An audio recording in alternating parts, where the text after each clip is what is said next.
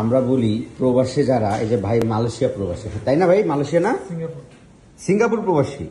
আচ্ছা, এই ভাই আমাদের সিঙ্গাপুর প্রবাসী। হ্যাঁ, তো এই যে দেখেন ডোনার এরিয়াটা, এই দেখেন কতটা দুর্বল করে ফেলেছে। যে এই কটা চুল আছে সারা মাথায় 7 গ্রেড বলনেস করে, এই কটা চুল আছে। আমরা বলি যে সময় মতো চিকিৎসা না নিয়ে যারা প্রবাসী, আমরা দেখি হেলমেট পরে কাজ করে, লবণাক্ত পানি এর জন্য চুল পড়ে যায়।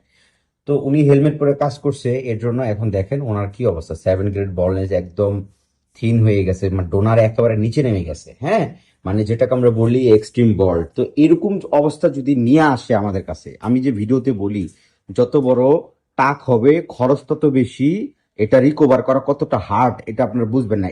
এই সময় বোঝা যায় যে এখন ওনার যে মানে গ্রাফট আমরা যতটুকু পারতেছি করে দিতেছি, কিন্তু আলটিমেটলি এটা পুরোটা ঢাকতে হলে 6,000 গ্রাফট লাগবে, 6,000 গ্রাফট।